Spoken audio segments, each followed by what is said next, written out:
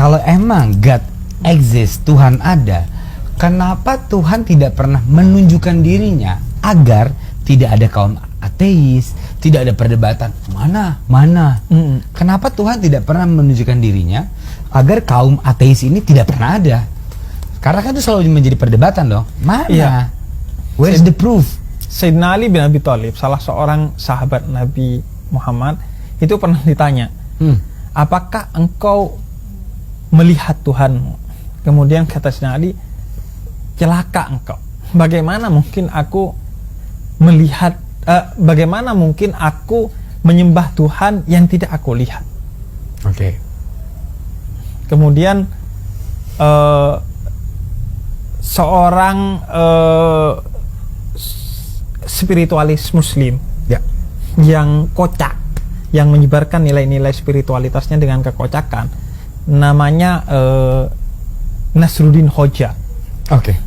Nasruddin Hoja itu pernah bawa senter, tapi kalau dulu perapian gitu, siang hari keliling pasar. Ya.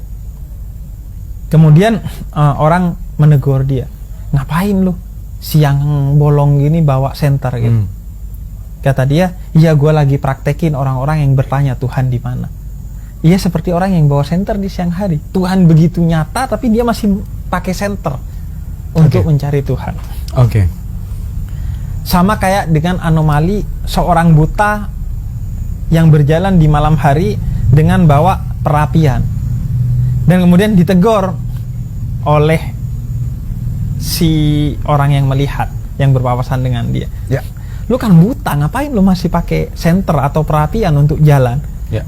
Toh emang lu gak ngelihat. Kata dia, bukan karena gua takut nabrak lu, tapi takutnya lu yang nabrak gua. Makanya gua pakai ini.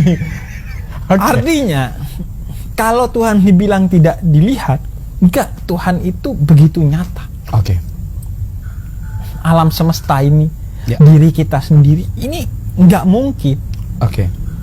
Hanya orang sesat dalam berpikir yang mengatakan bahwa segala sesuatu ini nggak ada ujungnya. Gue dari bapak lu, bapak gue dari kakek gue dari terus nggak ada ujungnya, itu disebutnya tasalsul. Ya. Sesuatu yang tidak ada ujungnya, dan itu irasional, tidak masuk akal. Kenapa tidak masuk akal? Kalau kita berdebat dengan seorang ateis, pasti masuk akal dong. Karena seateis-ateisnya orang, pasti dia harus hukum akal itu menyebutkan ada akhirnya. Hanya saja mereka berdebat soal apa akhirnya. Ada yang mengatakan, oh ini Big Bang. Oh ini Tuhan yang menciptakan. Kan perbedaannya dua itu. Ya. Ada sesuatu ini by design, atau sesuatu ini yang bersifat ya ada begitu saja gitu. Nah, gua meyakini tidak masuk akal, mustahil sesuatu itu ada dari ketiadaan. By design harusnya. Pasti. Entah itu melalui Big Bang dan lain sebagainya, itu kita berbicara teknisnya. Tapi bahwa segala sesuatu itu diciptakan dari yang ada.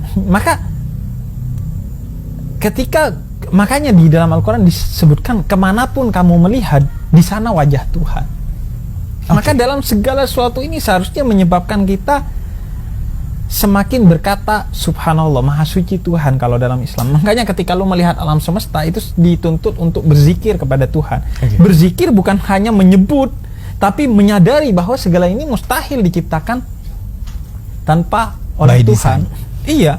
Sama dengan seorang ateis mendebat seorang teis.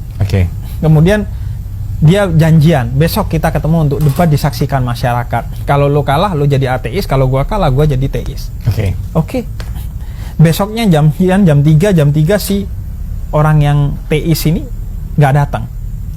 Jam 4 nggak datang, si ateis ini bilang, lihat, bertuhan tapi terlambat.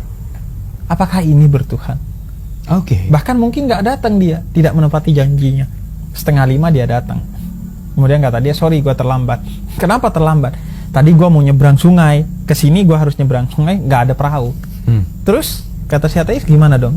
Akhirnya gue duduk-duduk aja pinggir sungai. Tiba-tiba ada pohon yang jatuh, kemudian jadi perahu. Ya udah gue naik itu. Si ateis ini ketawa, kok mana mungkin ada pohon jatuh begitu saja jadi perahu? Terus dia lebih ketawa kenceng. Kakak, mana mungkin ada alam semesta dengan begitu keteraturan dan keindahannya gak ada yang ciptain. Oh, nice. Jadi ketika lu melihat tidak dengan mata kepala doang, tapi dengan mata hati dan mata pikiran, maka lu akan menemukan Tuhan di sana. Itu yang dimaksud oleh Sayyidina Ali. Saya melihat Tuhan. Okay. Atau sederhananya begini. Kenapa lu tahu bahwa ini warnanya coklat? Okay. Karena ada warna putih, ada warna merah, ada warna ini dan itu. Ya. Karena ada perbandingannya yang menyebabkan lu tahu bahwa ini coklat. Oke. Atau gua kasih pertanyaan yang lebih sederhana.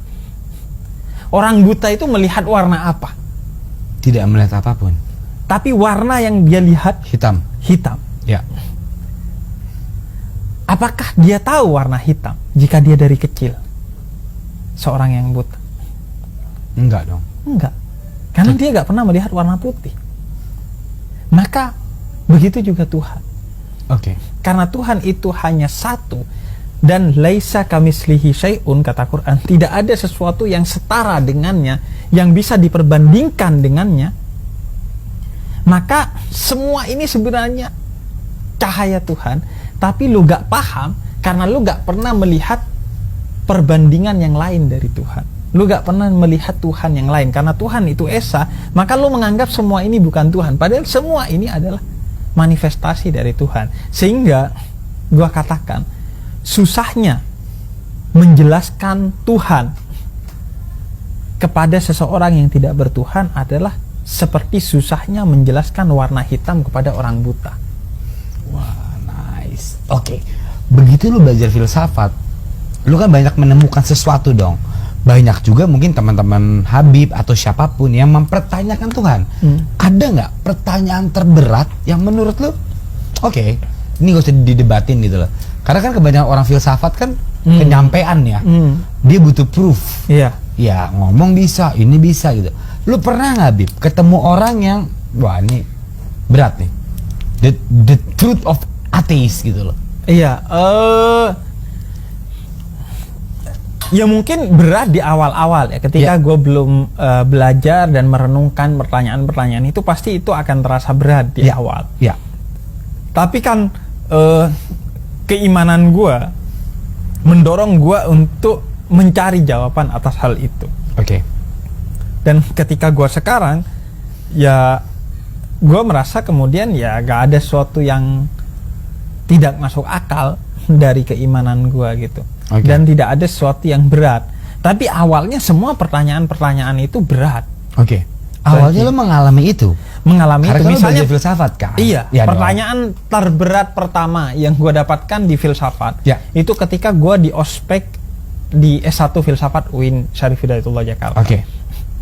Dia katakan begini, si senior ngehe yang mau sok-sokan. Dia sok-sokan udah. Ada dong, pasti filsafat, ada dong. Pasti ada. Pasti ada. Terus dia mengatakan begini. Apa jaminannya bahwa lo sekarang tidak sedang bermimpi? Orang bermimpi tahu bahwa dirinya bermimpi setelah dia bangun. Oke. Siapa tahu ini satu mimpi panjang yang belum bangun. Nanti ketika bangun, ternyata dari tadi mimpi. Tahu gitu gua ngebir juga kayak Onat gitu. Tahu mimpi. Siapa tahu ini tidur panjang yang lu belum bangun. Ya. Terus semua mahasiswa melongo. Gua udah membaca ini di rumah gua. Oke. Akhirnya gua ngacungin tangan waktu itu. Gua inget banget. Langsung. Karena dia mau sok-sokan, terus kejawab sama gue. Makanya gue inget momen itu. Apa terus, jawaban lo? Kata gue mengutip salah seorang filosof. Ya. Dia katakan begini. Ketika kita ragu, apakah kita ada atau kita sedang bermimpi, maka pasti kita ada secara nyata. Karena ada subjek yang sedang ragu. Jadi keberadaan subjek yang sedang ragu itu adalah jawaban bahwa lo tidak sedang bermimpi. Karena keraguan itu ada perasaan yang eksistensial dalam filsafat. bukti bahwa lu ada gitu. Senior lu counter nggak? Enggak, karena dia ya udah tahu bahwa itu jawabannya mungkin. Akhirnya kata gue, oke, yang lain ada jawaban lain. Oh, langsung. Iya. Okay. Kemudian tiba-tiba dia ada pekerjaan mendesak yang menyebabkan dia harus keluar. Pura-pura ditelepon ya.